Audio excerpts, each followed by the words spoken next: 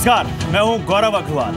बंद कमरे में दम घुटता है, खिड़कियां खोलता हूं तो जहरीली हवा आती है। पंजाब, हरियाणा और दिल्ली तीनों राज्यों का हाल बेहाल है। जनता की सेहत जहरीली हवा खराब कर रही है, लेकिन इन तीनों राज्य की सरकारों की सेहत चमकती दिख रही है, क्योंकि आगे चुनाव है। पंजाब के लिए आम आदमी पार्टी ख्वाहिश सजाए बैठी है, तो अकाली दल किसानों से सीधे बोलने से गुरेज कर रही है। रही बात केंद्र की, तो उसके पास आप पर वार करने का हथियार पहले से मौजूद है। सियासी धुंध में जनता का दम घुट रहा है और सवाल है कि इस जहरीली हवा का जिम्मेदार कौन है? कौन है जिसने सुप्रीम कोर्ट और एनजीटी के फैसलों पर टाल मटोल की? वक्त है जनता को इस जहरीली हवा से निजात दिलाने की और इसकी कोशिश करने की। लेकिन हो क्या रहा है? खालिस सियासत। और यही है इस वक्त की big story, big debate, pollution politics. और इस पर बात करने के लिए मेरे साथ एक खास पैनल है। मेरे साथ बीजेपी से नरेंद्र तनेजा है, मेरे साथ कांग्रेस से हरीश शंकर गुप्ता साहब है, मेरे साथ आम आदमी पार्टी सपोर्टर ब्रजेंद्र मुदगिल है इस पैनल में, मेरे साथ सीएसई की रिसर्च एसोसिएट शांभवी शुक्ला है, मेरे साथ सुप्रीम कोर्ट के सीनियर लॉयर आरके कपूर साहब हैं, मेरे साथ डॉक्टर सुधीर गुप्ता है, चेस्ट एक्सपर्ट है, मेरे साथ योगेंद्र यादव हैं, लीडर स्वराज अभियान, और मेरे साथ चरणजीत सिंह बरार है, स्पोक्स पर्सन शिरोमणि अकाली दल। एक बड़ा पैनल दिल्ली से लेकर पंजाब तक का। लेकिन इन सब से हम बात करें उससे पहले ये रिपोर्ट देखिए।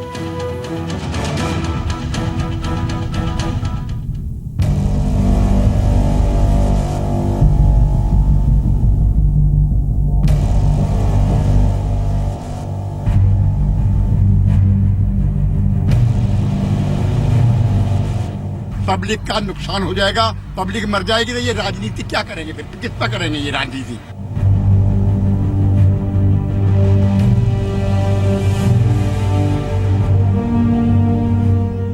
दिन भर चले ढाई कोस। दिल्ली के हालात पर यह मुहावरा सटीक बैठता है। 17 सालों में दिल्ली में सरकारें बदली, लेकिन दिल्ली की हवा नहीं बदली। हालात अब इस कदर बदतर हो चुके हैं कि अगर आप दिल्ली में रहते हैं तो आंखों में जलन और सीने में तूफान लिए आप जीने के लिए मजबूर हैं। दिल्ली सरकार कहती है जहरीली हवा के लिए पंजाब में जलाए जा रहे परती खेत जिम्मेदार है। केंद्र सरकार कहती है दिल्ली सरकार जिम्मेदार है, तो पंजाब सरकार कहती है आप सरकार जिम्मेदार है। इसको हमको समझना होगा कि दिल्ली की समस्या 80% है, 20% में अन्य राज्यों से जो पराली जलने के कारण आता है वह हिस्सा है, जो कि 70-80% के आसपास जल गई है।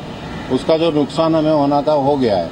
2 करोड़ नागरिकों के सामने सांस लेने की समस्या है, इसमें कोई ब्लेम गेम नहीं होना चाहिए। कल भी कहा था, बार बार कहा था, जो इस टाइम कंडीशंस हैं इसमें कोई भी नई कंडीशन नहीं जो 10 दिन पहले नहीं थी।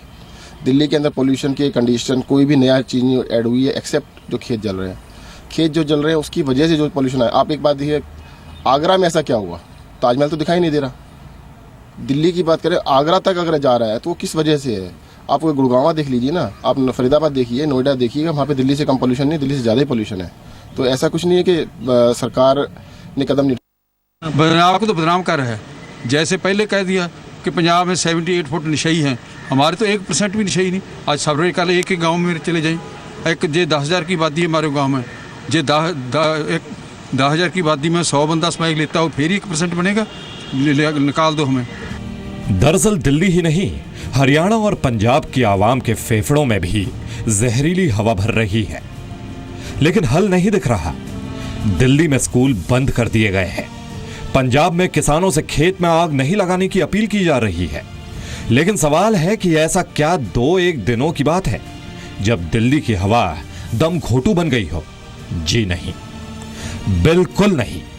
सुप्रीम कोर्ट और नेशनल ग्रीन ट्रिब्यूनल ने साल भर में केंद्र और दिल्ली सरकार को कई बार कुछ करने को कहा, लेकिन नतीजा ढाक के 3 पात रहा। क्योंकि जिनके कंधे पर हवा को साफ करने की जिम्मेदारी है, उनके आंखों में जलन नहीं होती। जलन तो आम आदमी को होती है, जिसके साथ एनजीटी खड़ा दिखता है। कोर्ट ने कहा है एक तो कि आप एयर जो आपके पॉल्यूशन है, एयर पॉल्यूशन को रिड्यूस करने के लिए आर्टिफिशियल रेनिंग क्यों नहीं कराते, इस पे तुरंत काम करिए। ये सारी बातें जो केजरीवाल जी कर रहे हैं ये बहुत पहले से चल रही हैं, कुछ नया नहीं है। नया अगर ये होगा, अगर ये काम करें कोर्ट बार बार कह रहा है कि आप कुछ काम करिए, भाषण बंद करिए और काम करिए। अब सवाल है कि सियासत की प्रदूषित हवा आखिर दिल्ली को कब तक सताती रहेगी? कब तक सियासतदां के भरोसे हम सोचते रहेंगे कि हवा साफ हो? सवाल जनता की जिम्मेदारी का भी है, क्योंकि जहरीली हवा पर सियासत तो हो सकती है, लेकिन इसे निजात के लिए सबको एक साथ आगे आना होगा। और यही वक्त है जब पता चलता है कि सियासत करने वाले क्या वाकई जनता के हित पर भी और जनता की उस जरूरत पर भी सियासत कर सकते हैं जो उसकी जिंदगी से जुड़ी है या नहीं। और यही दिख रहा है इस वक्त दिल्ली में। मेरे साथ बात करने के लिए खास पहले मैंने आपको बताया भी था, और सबसे पहले मैं शुरुआत करता हूं एक्सपर्ट से। पॉलिटिकल गेस्ट के लिए फ्लोर में ओपन करूंगा, लेकिन उससे पहले मैं एक्सपर्ट से बात करता हूं। और डॉक्टर सुधीर गुप्ता, मैं सबसे पहले आपके पास आऊंगा। आप चेस्ट एक्सपर्ट हैं, और जैसा कि मेरी कुछ देर पहले आपसे बात हो रही थी तो आपने कहा कि इस वक्त बहुत सारे मरीज आ रहे हैं। सर जरा बताइए हमारे व्यूवर्स को कि इस वक्त दिल्ली एनसीआर में क्या हालात हैं स्मॉग से, खासकर उनके बारे में जो सांस के मरीज हैं, और जरा ये भी बताइए कि उनको क्या करना चाहिए। सबसे पहले तो काम की बात की एहतियात क्या बरतनी चाहिए, क्या करना चाहिए, ये बताइए हमारे व्यूवर्स को। जैसा कि आप सब लोग जानते हैं कि आजकल दिल्ली के हालात बहुत बुरे हैं। ना सिर्फ दिल्ली के बल्कि आसपास के इलाकों के हालात भी बहुत बुरे हैं। जब सुबह उठो तो ऐसा लगता है कि जैसे धुंध छाई हुई है, सूरज आज निकलेगा नहीं, धुएं में ही आप उठ रहे हैं, धुएं में ही सो रहे हैं। ऐसे में लोग इस कदर परेशान है कि हर कोई खांसता हुआ नज़र आ रहा है। हॉस्पिटल में जब मैं देखता हूं कि बहुत सारे मरीज ऐसे आ रहे हैं जो कि नए हैं, उनको कभी कोई प्रॉब्लम नहीं थी, लेकिन बोलते हैं कि डॉक्टर साहब जब से ये पोल्यूशन हुआ है तब से हमारी खांसी नहीं जा रही। और ना सिर्फ उनकी खांसी नहीं जा रही बल्कि उनका ट्रीटमेंट भी बहुत मुश्किल हो रहा है। लगभग सभी दवाइयाँ उनके ऊपर बड़ी मुश्किल से असर कर रही हैं। मैं तो ऐसे लोगों को यही सलाह दूंगा कि जहाँ तक हो सके इंडोर रहिए, घर से बाहर ना निकलें। ऑफिस में है तो ऑफिस में रहिए। अक्सर लोग लंच के बाद, डिनर के बाद तफरी पर निकल जाते हैं, सैर करने निकल जाते हैं, उसमें पोल्यूशन बहुत होता है। उस चीज़ से आप बच के रहिए। सुबह शाम पोल्यूशन बहुत ज़्यादा होता है, उसको अवॉइड कीजिए। ठीक, किसी घूमने का शौक है तो दोपहर में घूमिए। ठीक, और अब मैं आपके पास आऊंगा नरेंद्र तनेजा जी। नरेंद्र तनेजा जी, केंद्रीय पर्यावरण मंत्री कह रहे हैं कि 80% मुसीबत या 80% दिक्कत दिल्ली की है। अगर ये 80% दिक्कत दिल्ली की है तो क्या केवल दिल्ली सरकार की जिम्मेदारी माने नरेंद्र तनेजा, या केंद्र सरकार की जिम्मेदारी भी माने? और 80% अगर नहीं है तो फिर आसपास के जो राज्य हैं उसमें भी बीजेपी की सरकारें हैं, उनकी जिम्मेदारी क्यों ना माने नरेंद्र तनेजा? देखिए, मुझे लगता है विषय गंभीर है। थोड़ा सा मैं राजनीति से हटके बात करना चाहूँगा आपके साथ, वो भी करिएगा लेकिन राजनीति से हटके, क्योंकि आप ये देखिए कि जो ये सच्चाई है कि जो हमारा संविधान में जो प्रावधान है और जिस हिसाब से इसकी जिम्मेदारी मुख्यतः राज्य सरकारों की होती है, जैसे आपने हरियाणा का कि बीजेपी की सरकार है, आपने इसका उदाहरण दिया। अच्छा, जहाँ तक दिल्ली की बात है, ये समस्या गंभीर होते होते 15 साल हो गए। 15 साल से हमने देखा हर साल इसकी जो है वो इंटेंसिटी बढ़ती चली जा रही है। और दूसरी तरफ जो हमने देखा है कि भाई जहां तक दिल्ली राज्य की जो सरकार है, जहां तक पर्यावरण का मसला है उसमें सरकार कहीं नजर आती नहीं है, सरकार दिखती नहीं है कहीं पे दिल्ली में। और जब आप ऐसा कह रहे हैं तो आप राजनीति नहीं कर रहे होता है जिस हिसाब से। सर, जब आप ऐसा कह रहे हैं तो आप राजनीति नहीं कर रहे? नहीं, सुनिए, देखिए मैं दिल्ली का नागरिक हूं, यहाँ रहता हूं और मैं उसको देख रहा हूं अपनी नजर से भी कि भाई क्या क्या हो रहा है। और मैं बिल्कुल गैर राजनीतिक यहाँ पे टिप्पणी करना हूं, अगर आप मेरा विश्वास करें तो। देखिए, जो जैसे डस्ट की मैं आपको उदाहरण देता हूं। अब डस्ट बहुत बड़ा यहाँ पे कल्प्रिट है। कोई भी अपने घर में मकान बनाना शुरू कर देता है, कोई भी जो है वो रिकंस्ट्रक्शन शुरू कर देता है, बड़ा प्रोजेक्ट शुरू हो जाए, कोई है रोकने वाला कि ये अगर आप कंप्लेंट करने चाहना चाहें तो कहां कंप्लेंट करने जाएंगे? है कोई ऐसा दफ्तर? क्या उसको जो है एडवर्टाइज कराया गया है कि अगर डस्ट से आपको परेशानी हो रही है, कोई इलीगल कर रहा है तो ये नंबर है, यहां पे आप करिए। दिल्ली के सरकार के पास बहुत बड़ा बजट हैगा एडवर्टाइजिंग का, कोई इस तरह का नंबर किसी के पास है तो जरा मुझे भी सूचित कर दीजिए। दूसरी बात, दिवाली आई, सब लोग त्योहार होता है बहुत बड़ा, कि जितने हिसाब से दिल्ली की सरकार से कितने कैंपेन चलाए गए, कितनी कोशिशें करी गई, लोगों को बताया जाए भाई इनसे कितना जहर है। अच्छा, ठीक है नहीं, ठीक है सर, उसके बारे में लोग बहुत सुन रहे हैं, टीवी पर हम भी बहुत दिखा रहे हैं, अखबारों में बहुत बताया जा रहा है उसके बारे में। दिवाली छोड़ दीजिए सर, दिवाली छोड़ दीजिए। एक मिनट। अच्छा, कंप्लीट कीजिए, जल्दी कंप्लीट कीजिए। असली मुद्दे जल्दी कंप्लीट कीजिए। हाँ देखिए, जो सबसे बड़ा मेरे हिसाब से, क्योंकि इस फील्ड पे मैंने सालों काम करा हुआ है, जो डीजल है वो बहुत बड़ा कल्प्रिट है। जिस हिसाब से पूरी दिल्ली के हवा का डीजलीकरण हो गया पूरी, और आज इसके लिए खाली, और उसके लिए आप दिल्ली सरकार को जिम्मेदार ठहराते हैं सर? जो डीजलीकरण हुआ है, दिल्ली की सर, भाई दिल्ली की सर, इसकी दिल्ली की नीति तो दिल्ली सरकार बनाएगी ना, और कौन बनाएगा? नहीं, इस बीच मेरे साथ चरणजीत सिंह बरार जुड़ चुके हैं, स्पोक्स पर्सन शिरोमणि अकाली दल। क्योंकि नरेंद्र तनेजा जी, क्योंकि मैंने आपसे सवाल इसलिए पूछा था क्योंकि केवल इस देश की कोई एजेंसी नहीं, मेरे ख्याल से आप सभी इस बात से सहमत होंगे कि दुनिया की सबसे कॉम्पिटिटिव एजेंसी माने जाने वाली स्पेस के मामलों में नासा ने एक पिक्चर जारी की है जिसमें यह बताया गया है कि पंजाब के खेतों में अभी भी पुआल की बहुत ज्यादा, पुआल यानी आप उसको अपनी भाषा में पराली कह लीजिए, क्रॉप बर्निंग, जो फसल का अवशेष बचता है खरीफ की फसल कटने के बाद, उसको बड़े पैमाने पर जलाया जा रहा है। इसलिए दिल्ली और आसपास के क्षेत्रों में ये स्मॉग है। वो तस्वीरें हम दिखा रहे हैं और आज हमारे पास तस्वीरें हैं मोगा से फसल जलाने की। प्लीज हम उसको प्ले करना चाहेंगे, एक बार वो तस्वीरें हम दिखा दें। ये तस्वीरें देखिए, ये मोगा के खेतों की तस्वीरें हैं, पंजाब के मोगा की, जहां पर ये पराली जलाई जा रही है। चरणजीत सिंह बरार, मैं आपके पास आऊंगा। आपके सहयोगी हैं बीजेपी आपके साथ सरकार में है और वो साफ कह रहे हैं कि दिल्ली की प्रॉब्लम है। लेकिन चरणजीत सिंह बरार, इस बीच हमारे साथ शांभवी शुक्ला भी जुड़ चुके हैं सीएससी से। चरणजीत सिंह बरार, ये बार बार कहने के बावजूद इस तरह की तस्वीरें और नासा का यह विजुअल जारी करना क्या पंजाब सरकार के लिए एम्बैरेसिंग नहीं है? क्योंकि पंजाब की वजह से दिल्ली और आसपास के लोगों का जीना मुहाल हो गया है, ये लगता है इस वक्त प्राइमा फेसी।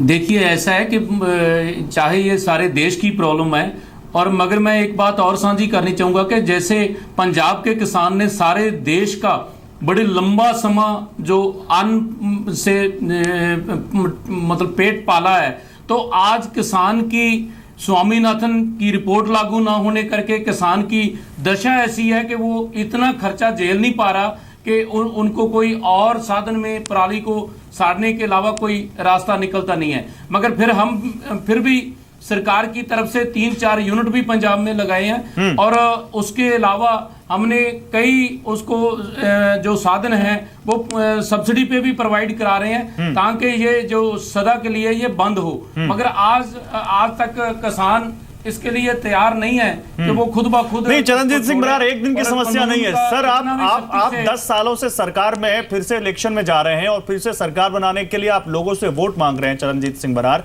आपने 10 सालों में क्या किया? ये तो पिछले साल भी बैन था, इस साल भी बैन है। पिछले कुछ सालों में आपने क्या किया? किसान को क्या सहायता दी? मैं मानता हूं कि हर किसान इतना सक्षम नहीं है कि वो वहां पर दूसरे तरीके अपनाए, लेकिन आपने क्या किया किसानों के लिए ताकि उनको पराली न जलानी पड़े? देखिए, ऐसा है कि हमने 3 यूनिट जो सॉलिड वेस्ट प्लांट के बने हैं पंजाब में वो लगे हैं, और जहां जहां से वो पराली काटने के लिए किसान तैयार होता है तो वो बेलर से एक गांठें बनती है और गांठें वो वहां पहुंचती है तो उनके पैसे भी किसान को मिलते हैं।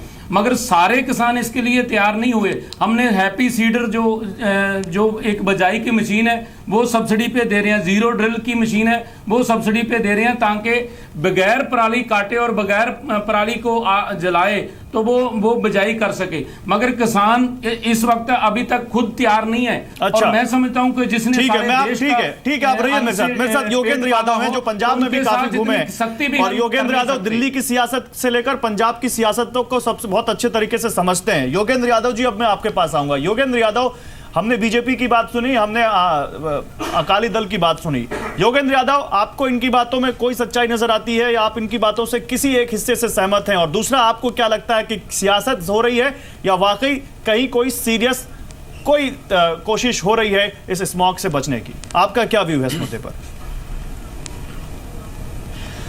देखिए, आपने गंभीर सवाल उठाया है और आप चाहते हैं कि हल्की सियासत ना हो, तो मैं 2-4 बात कहना चाहता हूं ताकि हमारी बातचीत थोड़ा गंभीर हो सके और हमारे श्रोता को कोई काम की बातें पता लग सके। पहला तो ये कि शायद आज का दिन उपयुक्त दिन नहीं है पोस्टमार्टम करने का। ये सिर्फ हिंदुस्तान में होता है कि मरीज का ऑपरेशन भी चल रहा है और साथ में पोस्टमार्टम भी हम शुरू कर देते हैं। अभी हम दिल्ली में एक बहुत बड़ी इमरजेंसी के बीचों बीच हैं और मैं चाहता हूं कि आज का चर्चा में ये हो कि इस इमरजेंसी से मुक्त होने के लिए हम कल क्या कर सकते हैं, परसों क्या कर सकते हैं, ये सारे पार्टी वाले मिलके क्या कर सकते हैं, केंद्र सरकार कैसे मदद कर सकती है।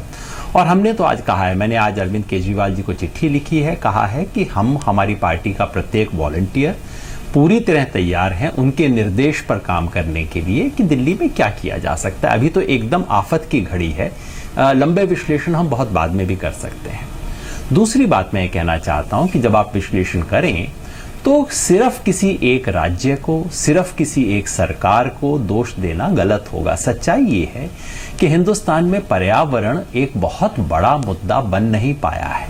पर्यावरण के बुरे असर हमारे देश पे पड़ गए हैं, लेकिन हमारी राजनीति में, सार्वजनिक जीवन में, मीडिया में भी, सच्चाई आप भी कबूल करेंगे, मीडिया में भी और चुनाव में, मैनिफेस्टो में कहीं भी पर्यावरण एक बड़ा मुद्दा होता नहीं है। जाहिर है सरकारें इसके ऊपर सोती रहती हैं। मैं आपसे अनुरोध करूंगा कि केवल किसानों को या किसी एक राज्य को दोष न दीजिए। किसान बेचारा वैसे ही मरा पड़ा हुआ है, किसान को वैसे ही कोई आमदनी नहीं है, बहुत बुरी अवस्था में किसान जी रहा है। नहीं सर, हम दोष नहीं दे रहे सर, उस पे एक और बोझा डाल दें और उस पे डंडा चलाएं कि तुम ये नहीं करोगे, तो संभव नहीं है। कोई दोष लगाने वाले सर, ये तो एक इंप्रेशन सा लग रहा है कि पंजाब में और हरियाणा के खेतों में क्योंकि पुआल जल रही है, वहां से धुआं उठ रहा है, वो धुंध यहां पर स्मॉग बन के आ रहा है, PM 2.5 PM 10 उसकी वजह से वातावरण में फैल रहे हैं और इसलिए दिल्ली में सबसे ज्यादा बड़ा कारण स्मॉग फैलने का। बात आपकी गलत नहीं है, आपके तथ्य गलत नहीं है। मैं सिर्फ इतना कह रहा हूं कि जो बातचीत चल निकली है इस देश में, मैं आपकी बात नहीं कर रहा है, तो पूरे दिल्ली में चर्चा चल रही है, अंग्रेजी के अखबारों में, हिंदी के अखबारों में, सब चीज़ों में। जब हम दिल्ली से यमुना को गंदा करके बाकी जगह भेजते हैं, उन बेचारों की क्या हालत होती है, इस पे चर्चा नहीं होती, क्योंकि दिल्ली तो चाहे जिसको मर्जी कुछ भी कर ले।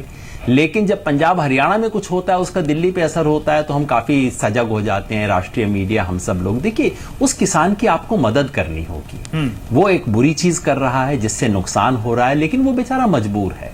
आप उसकी मदद कीजिए, उसकी लत छुड़वाइए। और मदद करने का तरीका यही है कि उसकी जेब से जो 4 पैसे खर्च हो रहे हैं, जिसकी बचत के लिए वो इसको जला रहा है, उसको वो पैसा आप देना शुरू कीजिए। इसके अलावा कोई रास्ता नहीं है। केंद्र सरकार को नीतियां बनानी पड़ेंगी इसके अंदर। तो सच्चाई ये है कि हमारी तमाम लेवल की सरकारें, केंद्र सरकार जिसकी एक प्रिंसिपल जिम्मेवारी है, डिजास्टर मैनेजमेंट की सबसे बड़ी जिम्मेवारी इस देश में केंद्र सरकार की है।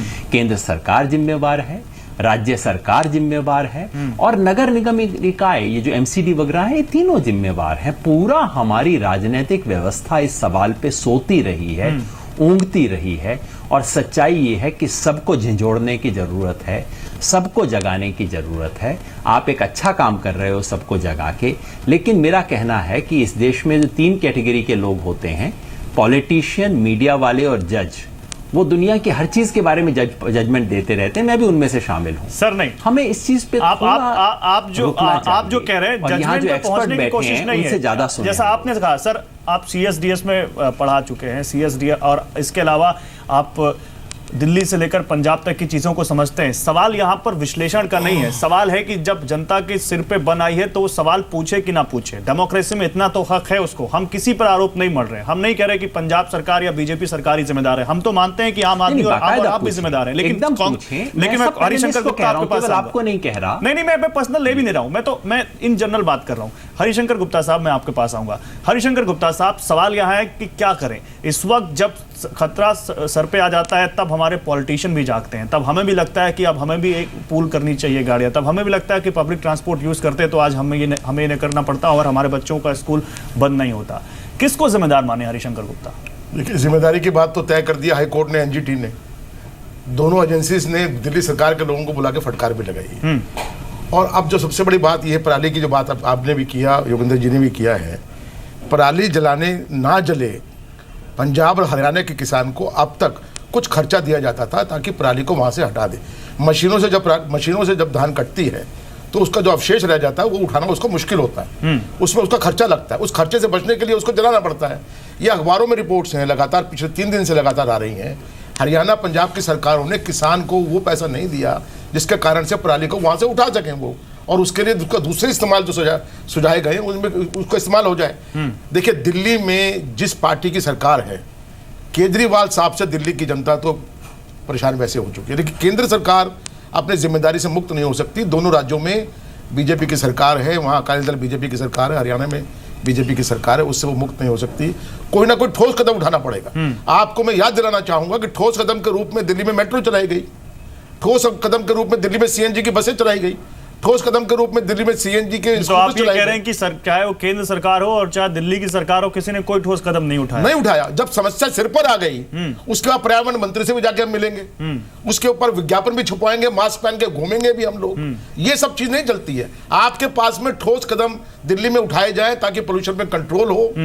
क्यों नहीं आपने समय रहते हुए दूसरी स्टेट्स के लोगों से बात किया? पराली की समस्या को आज मैं चाहूंगा कि ब्रजेंद्र मुदगिल अगर इसका जवाब दे सके। ब्रजेंद्र मुदगिल, सवाल यह है कि वाकई आज मीटिंग्स का मैराथन दौर चल रहा है, आज आप सबसे मिल रहे हैं। ये समस्या तो पिछले साल भी आई थी, ऑड इवन आप लेकर आए थे। ऑड इवन के बाद आपने कहा कि हम सोचेंगे कि इसको परमानेंट कर सके कि ना कर सके। आपने कहा कि हम सड़कों को साफ करने की मशीन लाएंगे। आपने कहा था कंस्ट्रक्शन साइट्स पे हम लगाम लगाएंगे, जो खुले में जिनमें कंस्ट्रक्शन होता है। फैक्ट्रियों के बारे में बड़ी बड़ी बातें हुई थी। लेकिन ब्रजेंद्र मुदगिल, एक एक्शन बताइए जो पिछले साल से लेकर अभी तक, इस समस्या के आने से पहले तक आपने किया हो इनमें से। ऑड इवन को बीच में दोबारा लागू करने से पहले, जो दूसरी बार में फेल हो गया था। गौरव जी, मेरी अपनी राय नहीं है, एक्सपर्ट्स की जो राय है वो ये है कि स्मोक जो है वो हरियाणा और पंजाब में जो जलाई गई है उससे ही पैदा हुआ है।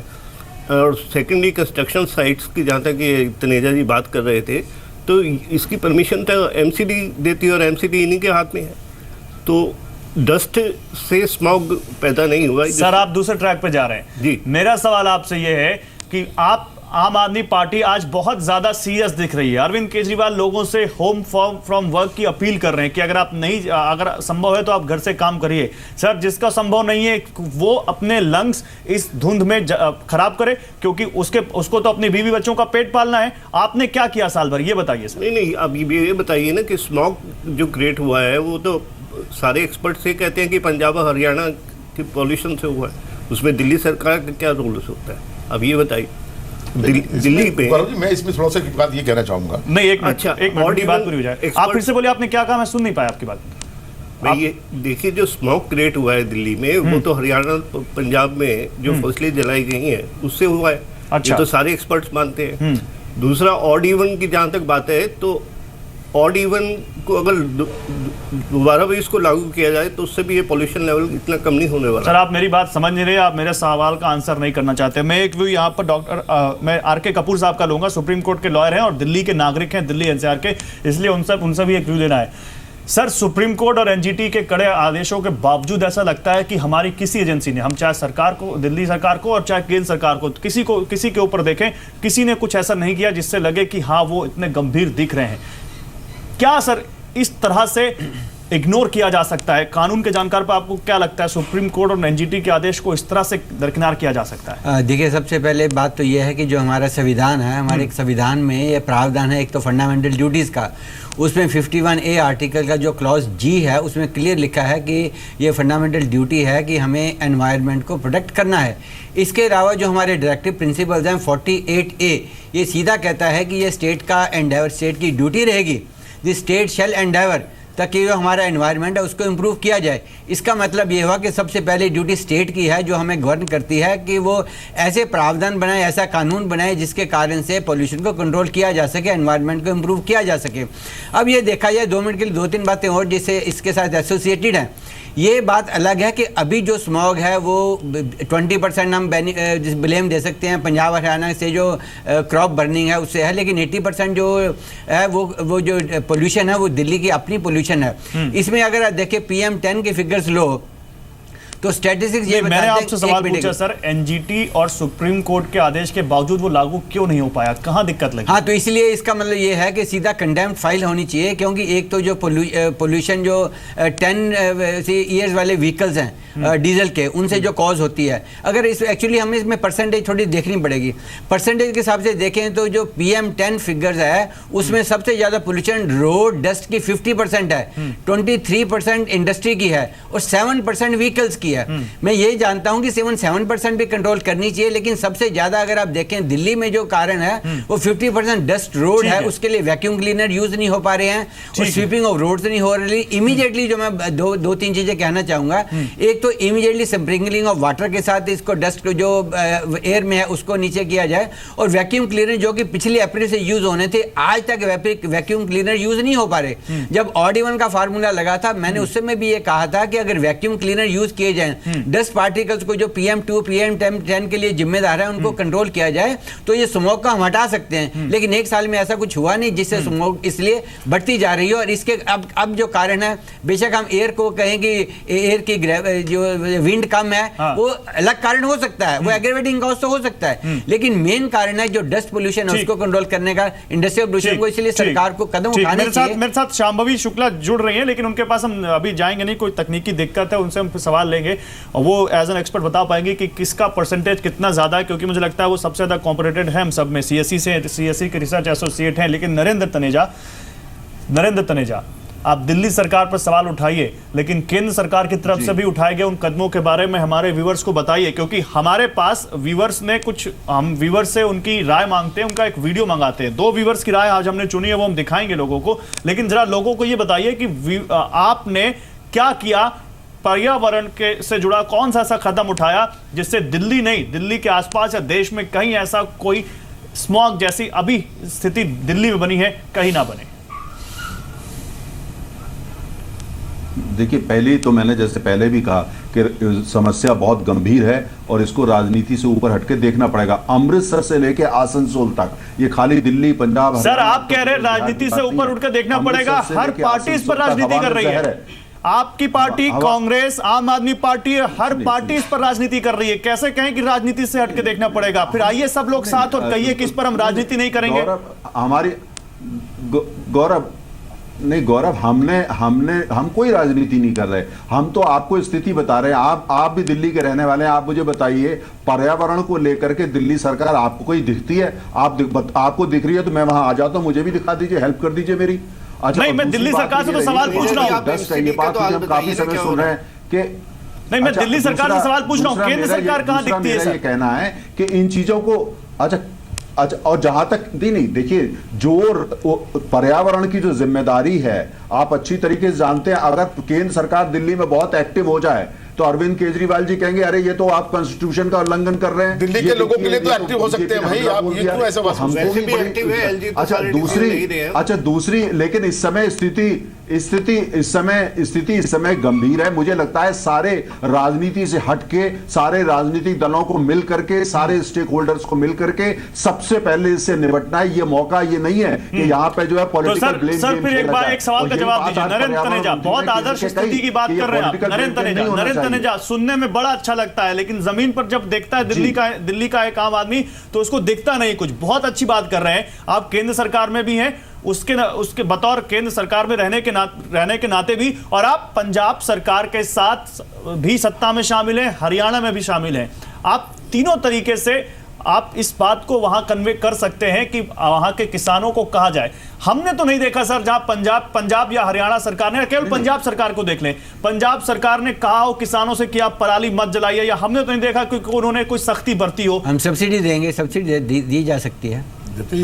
गौरव, जो आपने नासा के मैप की बात करी, जो 250 किलोमीटर दूर मोगा, वहां की आप बात कर रहे हैं, वो भी कंट्रीब्यूट कर रहा है। हरियाणा का भी है, उत्तर प्रदेश का भी है, जब ताजमहल नहीं दिख रहा आगरा वालों को, है ना। लेकिन साथ में यह है कि हम जब आपने चूंकि दिल्ली विषय रखा है, दिल्ली की जो समस्या है उसके बारे में बता रहा हूं, जैसे डस्ट को लेकर के है, ट्रैश को लेकर के है। मेरा सवाल ये है क्योंकि दिल्ली और दिल्ली में जो ये धुआं है दिल्ली में नहीं जल रहा है पॉपुलेशन, इसलिए मैं ये कह रहा हूं आपने अलाई से कहा कि भैया ये दिल्ली में बहुत दिक्कत हो रही है। सर आप भी दिल्ली में रहते हैं, आपको अपने हेल्दी लंग्स नहीं चाहिए क्या? आप तैयार हैं सियासत के लिए अपने लंग्स की कुर्बानी देने के लिए?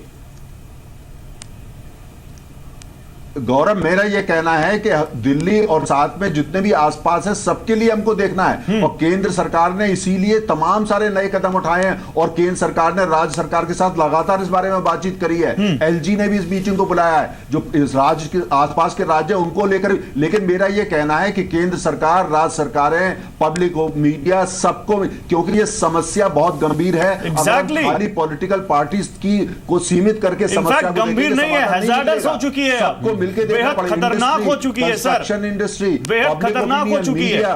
योगेंद्र यादव, मैं आपके पास आऊंगा, आपको कह रहा हूं। योगेंद्र यादव क्योंकि आप किसानों के लिए भी काम करते रहे। योगेंद्र यादव, मेरा सवाल यह है कि जब डेमोक्रेसी में दिक्कत आती है तो आदमी को अपना रहनुमा, अपनी सरकार दिखती है। आपने कहा कि हम पोस्टमार्टम ना करें, आपने कहा कि हम जिम्मेदारी तय ना करें।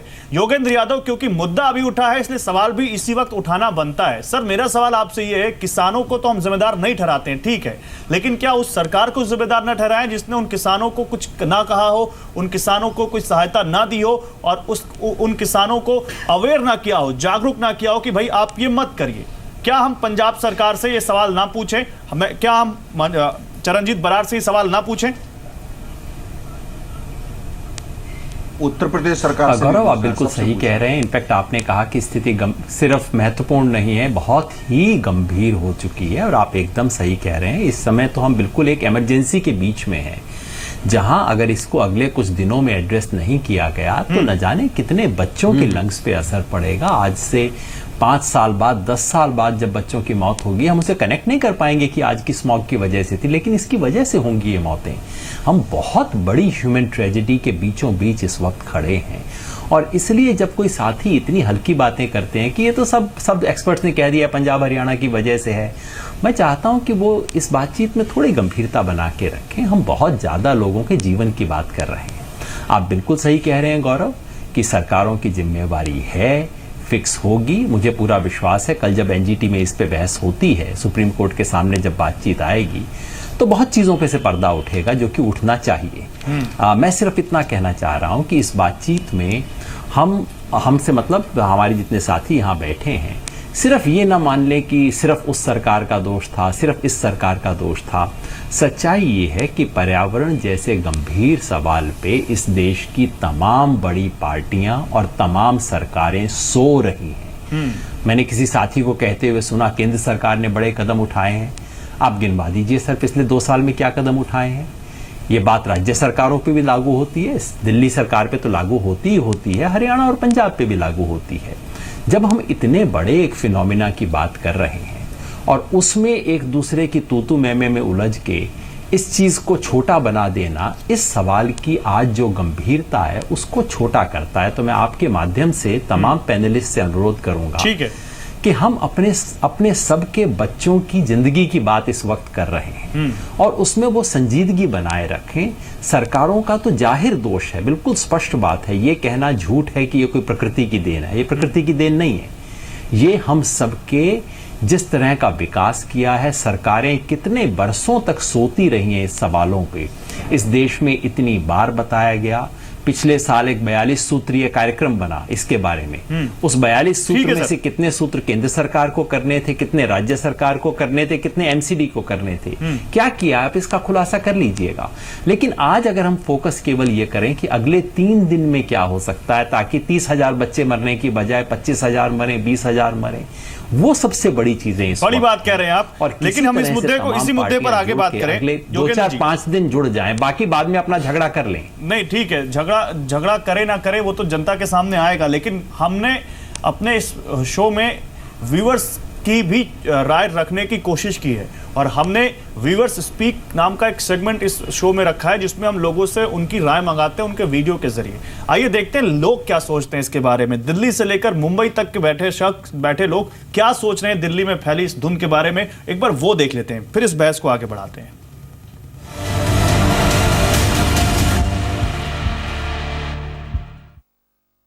राजनीति करने के बजाय प्रॉब्लम का सोल्यूशन निकलना चाहिए, उस पर ध्यान देना चाहिए और आगे ये बात नहीं होनी चाहिए। इसकी विशेष ध्यान केजरीवाल सरकार ने करना चाहिए, जो बड़ी बड़ी डींगे मारता है सिर्फ और कुछ भी काम करता नहीं है। पहला प्रश्न है, आपने लिखा है कि जिम्मेदार कौन, तो जिम्मेदार हम। दूसरा प्रश्न आपने किया है कि राजनीति होनी चाहिए, अवश्य होनी चाहिए, नीति होनी चाहिए, कोई नीति निर्धारण हो, एक दूसरे पे डुल्लम डुल्ला नहीं, कागजी बातें नहीं। वास्तव में अगर इससे निजात चाहते तो हमें सबको मिलकर प्रयास करना हो। देखिए, जो बात हमारे देश के एक आम आदमी को समझ में आ रही है, आम जनता को समझ में आ रही है, क्या बात वो हमारे पॉलिटिशियन को समझ में आ रही है? वो ये भी मान रहे हैं कि हम जिम्मेदार हैं, वो ये भी मान रहे हैं कि यहाँ पर राजनीति नहीं होनी चाहिए, और वो ये मान रहे हैं कि राजनीति की बजाय नीति होनी चाहिए। हरिशंकर गुप्ता, आप एक अनुभवी राजनीतिज्ञ हैं, जो बात हमारे व्यूअर्स ने कही, कितना सहमत हैं आप उनसे? और वाकई यहाँ पे कोई नीति दिखती है? सहमत हूँ बात से, और लगभग मैं शुरू से ये बात कहने की कोशिश भी कर रहा हूँ। मैं योगेंद्र जी को एक लेटर में बात कहना चाहूंगा कि योगेंद्र जी, दिल्ली की जो आज हालत हुई है उसके लिए आप भी कम जिम्मेदार नहीं, क्योंकि आपके प्रयासों से जो दिल्ली की सरकार बनी है और जो दिल्ली पर जो जुल्म ढा रही है उसके लिए आप भी जिम्मेदार हैं। कृपा करके भविष्य में ऐसे लोगों को चुनकर ना भिजवाया करें, ऐसे लोगों की तारीफ ना करा करें, ऐसे लोगों का मुकदमा ना लड़ा करें जो दिल्ली जैसी हालत में लोगों को ले जाए। सवाल ये है कि सबने कहा, तरेजा साहब ने तो कमाल ही कर दिया आज, वो दूसरों को समझा रहे कि राजनीतिक बात मत करो, लेकिन शुद्ध रूप से जो भी बात उन्होंने कही है वो राजनीति से पूर्ण है। भाई आप ये बता दीजिए, सरकार जो होती है उसकी जिम्मेदारी है समस्या का समाधान करना, बाकी राजनीतिक पार्टियों को ऊपर दोषारोपण करने से फायदे। राजनीतिक पार्टियों का काम है सरकार के काम काजों का लेखा जोखा करना।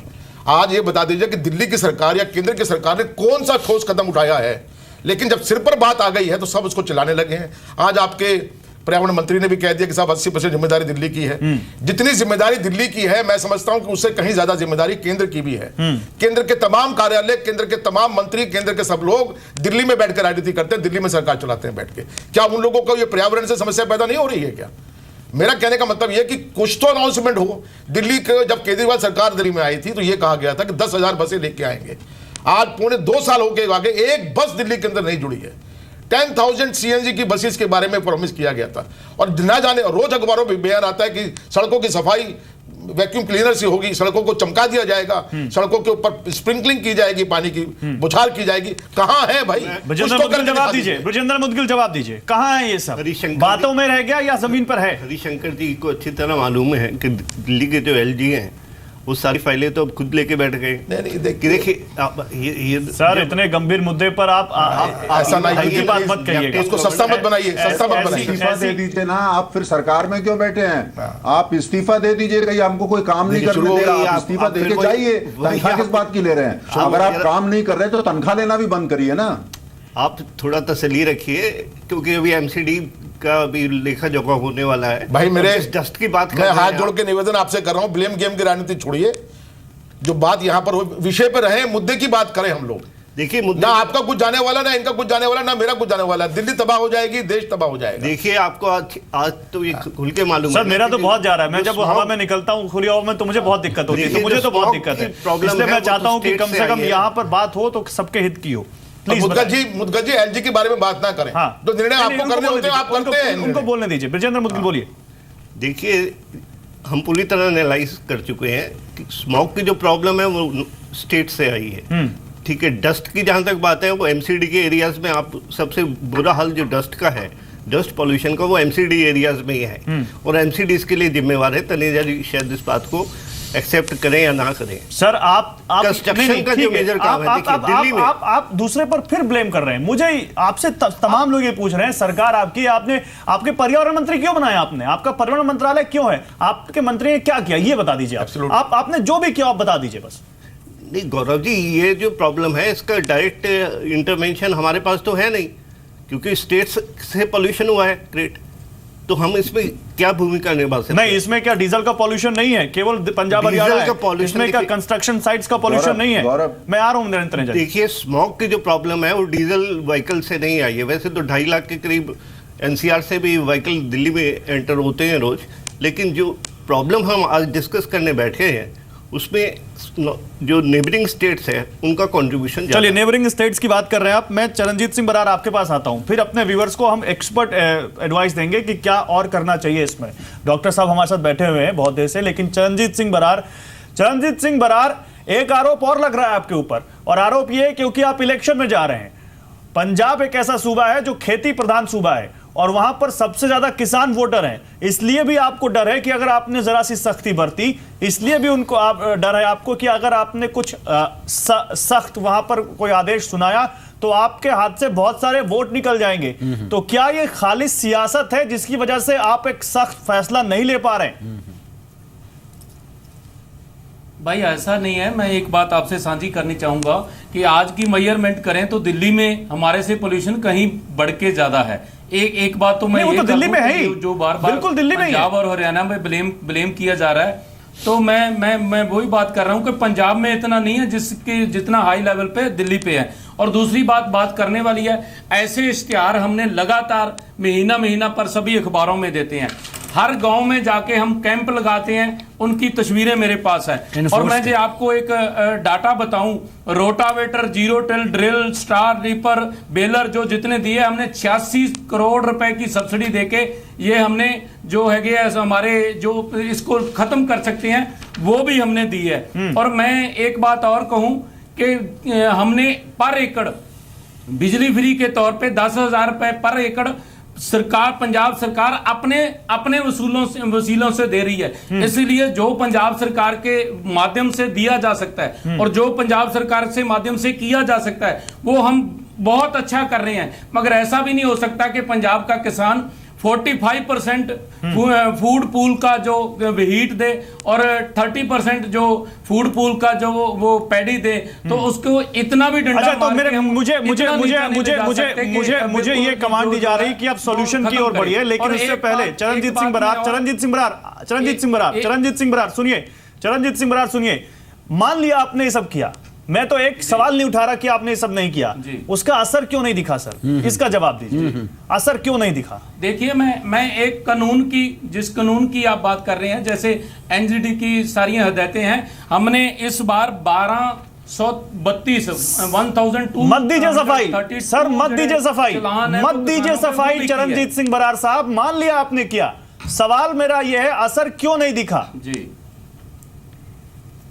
देखिए, ऐसा है कि मैं पहले ही बोल चुका हूं कि स्वामीनाथन की रिपोर्ट जो कमेटी की है वो 7 साल कांग्रेस की गवर्नमेंट के वक्त भी पड़ी रही, तब भी लागू नहीं हुई। अब हमारी बाइबल सरकार है, हम उनको भी रिक्वेस्ट बार बार कर रहे हैं कि जब तक वो लागू नहीं होगी किसान की आमदन नहीं बढ़ेगी।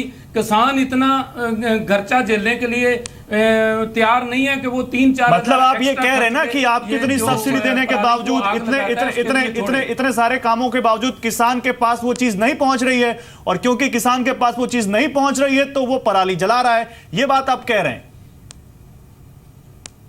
नहीं, ऐसा बात नहीं है। जो चीज हम दे रहे हैं वो तो डायरेक्टली है। ट्यूबवेल की बिजली फ्री हम दे रहे हैं, डायरेक्टली दे रहे हैं। और जिसने अप्लाई किया, जीरो टिल मशीन ला लो, जहाँ कोई हैप्पी सीडर ला लो, अच्छा ठीक है, भी अप्लाई करता है उसको भी मिलता है। मगर अभी किसान और रेडी नहीं है इसके लिए, खुद भी रेडी नहीं है। ठीक है, आप रहिए मेरे साथ, एक तस्वीर दिखाते हैं। डंडा भी नहीं, ऐसा ही स्मॉग बीजिंग में देखा गया था, ऐसा ही स्मॉग बीजिंग में, चाइना की राजधानी है बीजिंग, वहां देखा गया था। और वहां क्या तरीका अपनाया गया है, हालांकि बहुत शुरुआती दौर में है, लेकिन उसके बावजूद कैसे ब्लेसिंग इन डिस्गाइज होता है, कैसे वहां पर वो इसी स्मॉग को बना देते हैं, वो हम बताते हैं आपको। उन्होंने 7-7 मीटर ऊंचे, सब बरार साहब सुनिएगा, नरेंद्र तनेजा जी आप भी सुनिएगा और आप सभी लोग सुनिएगा, उन्होंने 7 मीटर ऊंचे टावर लगाए हैं। वो टावर जो स्मॉग को इनहेल करते हैं, वो टावर जो स्मॉग को खींचते हैं, और जो कार्बन होता है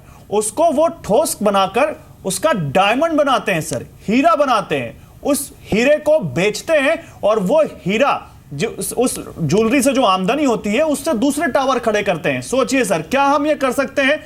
नरेंद्र तनेजा, क्या ऐसी कोई चीज हमारे यहां हो सकती है? हम सोच भी सकते हैं इस बारे में? ये तस्वीर हम दिखा रहे हैं, वो टावर देखिए, ये वही टावर है जो बीजिंग में खड़ा किया गया। नरेंद्र तनेजा आप बोलते रहिए, हम तस्वीर दिखाते रहेंगे। नहीं, मेरा कहना है कि मैं वो टावर देख चुका हूं, मैं पीकिंग जाता रहता हूं, वहां भी समस्या काफी गंभीर है, पर वहां राजनीतिक सिस्टम थोड़ा दूसरा है, तो उनके लिए समाधान ढूंढना हमसे थोड़ा सा आसान होता है, क्योंकि वह तानाशाही है। लेकिन मेरा सिर्फ ये कहना है कि हमारे यहाँ लोकतंत्र है, ठीक है, बहुत अच्छी बात है, और इसी के अंदर लोकतंत्र में क्या हम ऐसे टावर नहीं खड़े कर सकते? मेरा ये कहना है कि जैसे लोकतंत्र तो क्या, हमारी जीडीपी $4 ट्रिलियन की जीडीपी, ऐसे टावर नहीं खड़े कर सकते हैं? अरे गौरव, आप अरे अरे वो उस विषय में बहस नहीं कर रहे। मेरा कहना है कि वहां तानाशाही है तो कोई भी काम आसान होता है, डिक्टेट कर दिया जाता है, मैं उसका जिक्र कर रहा हूं। मेरा सिर्फ ये कहना है कि देखिए हमारे जो सारी समस्याएं दिल्ली को लेके हैं, जैसे हमारी सरकार ने उस पर कदम उठाया, इलेक्ट्रिक मोबिलिटी के अधिकांश गाड़ियां जो है वो बिजली की चले।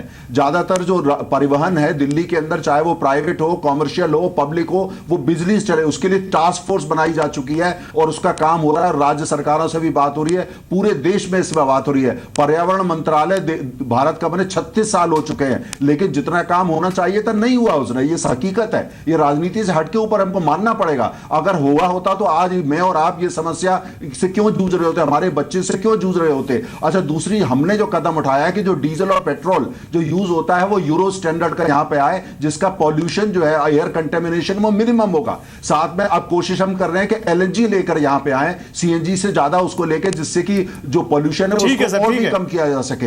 इसके अलावा जो रिंग रोड जो दिल्ली के आसपास बना रही है उसको फास्ट ट्रैक किया गया। मेरा सिर्फ ये कहना है कि मसला जो है, देखिए हर एक कोई अपने हिसाब से राजनीति कर। योगेंद्र यादव पूरे सम्मान के साथ कह रहा हूं, लेकिन वो बड़ी मीठी बात कर रहे हैं। आप वो हमारे साथ पैनल में नहीं, तो उनके ऊपर कोई अटैक मत कीजिएगा, क्योंकि उनसे मैं जवाब नहीं ले पाऊंगा, तो उन पर पर्सनल मत कुछ कहिएगा। नहीं, मैं पर्सनल अटैक नहीं कर रहा। आप नहीं, कोई किसी पर अटैक नहीं कर रहा, कोई किसी पर अटैक नहीं कर रहा। मैं ये कह रहा हूं हम सबको राजनीति से ऊपर हटना पड़ेगा, चाहे वो कोई भी पॉलिटिकल हो, और ऑल पार्टी मीटिंग करके हमें इसका समाधान ढूंढना पड़ेगा। मैं तो सहमत हूं आपकी इस बात करे उसका कोई, लेकिन ये हो नहीं रहा है। मैं तो सहमत हूं आपकी इस बात से, लेकिन अभी भी हमें सियासत होती दिख रही है। होनी चाहिए। मैं तो सहमत हूं आपकी इस बात से, इसका समाधान ढूंढना चाहिए। मैं तो आपकी इस बात से सहमत हूं। आर.के. कपूर साहब, आप इनकी बात से सहमत हैं और आप मानते हैं ऐसा होना चाहिए, लेकिन क्या हो रहा है, ये हो पाएगा, ये आपको लगता है? देखिए, अभी तक जितनी वार्तालाप चल रही है वो सारे ये कह रहे हैं होना चाहिए, होना चाहिए, होना चाहिए। लेकिन हमारा मुद्दा, जैसे आपने सवाल किया कि वो दिख तो नहीं रहा, अगर ऐसा किया तो दिख तो नहीं रहा ना। अब देखिए 80,000 ट्रक दिल्ली में रोज आते हैं और कम से कम उनमें मेजॉरिटी ऑफ द ट्रक 20 साल पुराने हैं। वो पोल्यूशन कितनी कॉज करते हैं, ये प्रॉब्लम कितनी देर से चल रही है। क्या हमने बाईपास उनके लिए बनाया कि जिनको दिल्ली में नहीं आना, बाहर से बाहर जाना है, फिर भी उनके लिए बाहर से हम रोड्स नहीं बना पाए। हम सोलर सिस्टम जो इंडिया में इतना अवेलेबल है उसको यूटिलाइज नहीं कर पाए। हम थर्मल पे अभी भी डिपेंड कर रहे हैं। इससे बावजूद कि हमारे यहाँ सोलर पावर एनर्जी इतनी यूज की जा सकती है, क्या सरकार इस बात के मुद्दे पे सोच रही है कि सोलर एनर्जी को किया जाए? और ट्री प्लांटेशन के लिए हमें एक सजेशन दूंगा, जितने स्कूल हैं, जितने कॉलेजेस हैं, जितने हॉस्पिटल्स हैं, सब में ट्री प्लांटेशन को एनकरेज किया जाए, ताकि कम से कम ये हमारे लिए जो ब्रीदिंग लंग्स, एक अच्छा सॉल्यूशन है। मैं डॉक्टर साहब आपके पास आऊंगा, डॉक्टर सुधीर गुप्ता साहब। डॉक्टर सुधीर गुप्ता साहब, आप क्योंकि इस चीज के एक्सपर्ट हैं कि कैसे इसका इलाज किया जाए, कैसे बचाव किया जाए, तो जिन मरीजों को इससे ज्यादा दिक्कत हो रही है, या जो नॉर्मल लोग भी हैं जिनको अब जो मरीज बन रहे हैं इस धुंध की वजह से, उनके लिए आपकी क्या यहाँ पर रिकमेंडेशंस होगी, क्या करें वो ताकि इस स्मॉग से बचें, और आगे भी वो क्या अपनी डेली रूटीन लाइफ में ऐसी कौन सी चीजें अपनाएं जैसे इन सब ऐसी चीजों से वो आगे बच सकें? ये बताइए हमारे व्यूअर्स को। जो ऐसे मरीज हैं या जो लोग मरीज बन सकते हैं, उनको चाहिए कि वो इस स्मोक से बच के रहें। जो लोग अफोर्ड कर सकते हैं दिल्ली छोड़ना, मैं तो इस समय आम नागरिक होने के नाते यही कहूंगा कि दिल्ली छोड़कर चले जाएं। आप बहुत बड़ी बात कह रहे हैं सर। जो दिल्ली में जॉब कर रहा है वो कहाँ चला जाएगा? वो नहीं जा सकता, उसकी मजबूरी है। मैं कहता हूँ जो जा सकता है वो चला जाए। अभी कल ही मेरे पास एक पेशेंट आया, बोला मैं दिल्ली में अपनी ट्रीटमेंट के लिए आया हूँ। मैंने उसको बोला दिल्ली में ट्रीटमेंट के लिए मत आओ, जहाँ पे हो वहीं ट्रीटमेंट लो, और मेरे पास तब आओ जब स्मोक खत्म हो जाए। अब यहाँ के बीमार मत होइए आप। और दूसरा, जो लोग लोकल लोग हैं जो कहीं नहीं जा सकते, अब बहुत सारी कंस्ट्रक्शन चल रही हैं, बहुत सारी रोड्स हैं जहाँ पे डस्ट उड़ रही है, तो वो लोग उन रास्तों को अवॉइड करें। उन रास्तों को अवॉइड करने से क्या होगा कि उनको ये पोल्यूशन से थोड़ा छुटकारा मिल पाएगा, कम हो जाएगा। मास्क पहन के रखें, जो लोग वर्क फ्रॉम होम कर सकते हैं। बहुत टाइप आ रहे हैं, उसमें कुछ आप रिकमेंड करेंगे? मास्क में कोई कहता है N95 पहनो, कोई कहता है N99 पहनो। बहुत सारे ऐसे मास्क हैं जो एक्सपर्ट कहते हैं ये तो असर ही नहीं करते। तो उसमें कौन सा ऐसा सस्ता और टिकाऊ मास्क हो जो लोग जाएं मांगे केमिस्ट से और उनके लिए वो काम करेगा? मास्क N95 पहन सकते हैं। जो लोग मास्क नहीं अफोर्ड कर सकते, कम से कम मुंह पे अपना रुमाल बांध सकते हैं, उससे भी उनका 25% तक फायदा होने की उम्मीद है। पब्लिक ट्रांसपोर्ट यूज करें। सबसे बड़ी बात यह है कि हमें अपना एनर्जी यूज कम करना होगा, चाहे वो पेट्रोल की एनर्जी है, चाहे बिजली की एनर्जी है, लेकिन अंत में ये सब कोयला, ये डस्ट, ये पेट्रोल, ये सब कुछ एनवायरनमेंट में ही जाता है। तो अगर हम अपना एनर्जी यूज कम करेंगे, अपनी प्रेजेंस रोड के ऊपर कम करेंगे, तो उससे पोल्यूशन काफी कम होगा। आम नागरिक होने के नाते मैं केवल इतनी सहायता कर सकता हूं कि मैं अपना एनर्जी यूज कम करूं, जहां तक हो सके अपनी रोड पर प्रेजेंस कम कर सकूं, जहां तक संभव है घर से काम तो कर आज हमारे सिर पे इमरजेंसी आ गई तो हम ये सोच रहे हैं डेली क्या करें? डेली अब बहुत सारे लोग हैं घर से कूड़ा निकालते हैं, काम वाले को देते हैं इसको फेंक आओ, फेंक दिया, अब आगे वहाँ पे एक स्वीपर आया उसने उसको आग लगा दी। उस चीज़ से बचना चाहिए। होम टू होम कलेक्शन होनी चाहिए कूड़े की, उसको प्रॉपर सेग्रीगेट करना चाहिए। पेनल्टी मेयर स्ट्रांग होनी चाहिए एक्चुअली। जब तक पेनल्टी नहीं लगेगी तो लोग इसको मिसयूज़ करते रहते हैं। गार्बेज बर्निंग चलती रहती है, कूड़ा की आपकी बात बिल्कुल सही है, कूड़े की बर्निंग चलती रहती है और कोई चलान नहीं होता किसी को। अगर इनका चलान होना शुरू हो जाए तो मुझे लगता है पेनल्टी मेयर। आप देखिए आज भी इतनी क्रैकर्स की बस्टिंग हुई है, मैं हैरान हो गया हूँ। इतनी स्मोक के बाद भी लोगों को इतनी भी समझ नहीं है कि कम से कम क्रैकर्स तो ना चलाया जाए। फिर भी आज सुबह भी क्रैकर्स चल रहे थे और इसका मतलब अगर उन क्रैकर्स पे ट्रैफिक पुलिस। ठीक है, मेरे पास समय कम है। अब आप जरा पॉलिटिकल कंसेंसस की तरफ बढ़ते हैं कि क्या इस मुद्दे पर बन पाएगी। बरार साहब आपसे शुरुआत करेंगे क्योंकि बार बार आरोप पंजाब पे लग रहा है। मैं आरोप शब्द का इसलिए इस्तेमाल कर रहा हूं क्योंकि इसमें बहुत सारा डिस्कशन है कि पंजाब ही एक जिम्मेदार है या नहीं। बरार साहब, अभी आपकी तरफ से फौरी तौर पर कोई ऐसा कदम उठाया जा रहा है जिससे पराली जलनी कम हो सके? हो रहा है तो बताइए हमारे दर्शकों को। जैसे मैं पहले ही बता चुका हूँ कि हम फार्मर्स के जो पराली को आग लगा रहा है तो उनके चालान किए जा रहे हैं। सबसे पहली बात तो ये है, उनको कानून के हिसाब से जो बनता है वो चालान किए जा रहे हैं। मगर मैं जैसे पहले भी सारे पैनलिस्ट बात कर रहे हैं कि जो चीज़ें अवॉइड की जा सकती है, ये तो मेरा ख्याल है सारे देश में ही क्रैकर्स की जो है, जो आतिशबाजी के ऊपर है, ये तो बिल्कुल बैन लगा देना चाहिए। और भी जो जैसे गाड़ियों की बात चल रही है ये भी है, मगर मैं सबसे चाहूँगा कि जो चीज बगैर सर सकता है और क्रैकर्स बगैर सर सकता है, ये तो इमीडिएट सभी सरकारों को। और मैं आपको ये भी यकीन दिलाऊंगा कि मैं साडे मुख्यमंत्री साहब और जो हमारी सरकार को दरख्वास्त करेंगे कि जरूर इस पे गौर करके ये क्रैकर्स पे तो इमीडिएट बैन लगाना चाहिए। और किसान को भी बहुत ज्यादा इस बार तैयार हो गया किसान। मैं आपको एक यकीन दिलाना चाहता हूं कि पिछले बार से इस बार बहुत कम जो पराली है वो समय कम है। मेरे पास समय कम है। हरिशंकर गुप्ता, आपको लगता है कि सियासत को किनारे रखकर सियासतदान इस मुद्दे पर एक सहमति बनेगी? आपको लगता है? मेरा ख्याल है कि वो हमारा पंजाब। ठीक है बरार साहब, ओके सर, समय खत्म हो गया। देखिए गौरव जी, ऐसा है, इस बात को कहने का कोई मतलब नहीं है। बार बार हम इस बात को कहें कि सियासत को अलग रखें, सियासत ना करें, क्या करें। सियासत अपनी जगह पर है, वो चीज अपनी जगह पर है। जो लोग कहते हैं वो बेईमानी कर रहे हैं। अच्छी सियासत करिए ना। नहीं, जो लोग इस बात ऐसी नीति बनाइए ताकि लोगों के दिल पे आप राज कर सकें। ऐसी राजनीति जमा खर्च नहीं करना चाहते। ये बात कह के हम विषय के साथ में बेईमानी का बात कर रहे हैं। अब बीजेपी की केंद्र में सरकार है, दिल्ली में केजरीवाल की सरकार है। क्या इन लोगों ने कोई ऐसा इनिशिएटिव लिया कि सबको बुला के बैठ के बात की जाए? चलिए, मेरे पास समय कम है। क्या ऐसा देखेंगे नरेंद्र तनेजा, फिर विजय मुदगिल आपसे? नरेंद्र तनेजा, और ऐसा हम कुछ देखेंगे आने वाले दिनों में? अब तक दिख जाना चाहिए था, देर तो बहुत हो गई, लेकिन आगे कुछ देखेंगे ऐसा? मुझे हमको उस ओर बढ़ना पड़ेगा। केंद्र के स्तर पर, राज्य के स्तर पर, विधानसभा स्तर पर, बड़े शहरों के स्तर पर, हर स्तर पर ऑल पार्टी इनिशिएटिव हमको लॉन्च करना पड़ेगा। और मीडिया को भी रोजाना आधा घंटा इस पर डेडिकेट करना चाहिए प्राइम टाइम में। ये नहीं कि जब सर हमने तो 1 घंटा कर दिया वापस, और लगातार हम इस मुद्दे पर बात कर रहे हैं। तो मीडिया में मुझे नहीं लगता कि रोजाना करना पड़ेगा। इससे बड़ी कोई खबर इस वक्त होगी। हम पूरी फिडेलिटी की बात कर रहे हैं। बहुत बढ़िया बात है, बहुत बढ़िया बात है। गौरव सुनिए, आप इतने इम्पेशेंट क्यों हो गए? सर समय कम है, इसलिए एक मैंने मीडिया नाम दे दिया तो आप एक्सप्लोर क्यों हो रहे हैं? मेरा ये कहना है सबको करना पड़ेगा, हर जगह हमको करना पड़ेगा, हर प्लेटफॉर्म पे करना पड़ेगा। ठीक है, चाहे वो हर एक आएंगे बीजेपी और कांग्रेस के साथ या हर पार्टी के साथ ढूंढना पड़ेगा हमको। नहीं, ये पॉल्यूशन का मुद्दा तो कोई पॉलिटिकल मुद्दा नहीं है, जिसमें तो सबको इकट्ठा होकर काम करना ही पड़ेगा। ठीक है, बहुत शुक्रिया, बहुत अच्छा लगा आप सभी लोगों के राय जानकर। बहुत शुक्रिया आप सभी का हमारे साथ जुड़ने के लिए। और देखिए, अगर आप दिल्ली या दिल्ली एनसीआर में रहते हैं तो आपको बताने की ज़रूरत अब मुझे बिल्कुल नहीं कि स्मॉग क्या है, स्मॉग इससे कैसे बचें और स्मॉग का कारण क्या है। लेकिन हम ये बताने की कोशिश आपको कर रहे थे कि इस पर कैसी पॉलिटिक्स हो रही है। और बहुत अच्छी बातें हुई हैं मेरे इस शो में और बहुत अच्छा लगा है मुझे सुनकर। हो सकता है आपको भी बहुत अच्छा लगा होगा, लेकिन उम्मीद भगवान से यही है कि ये अच्छी बातें ज़मीन पर उतरें। बस ज़मीन पर उतर जाएंगी तो हम आप अगले साल स्मॉग नहीं देखेंगे, ये वादा है आपसे।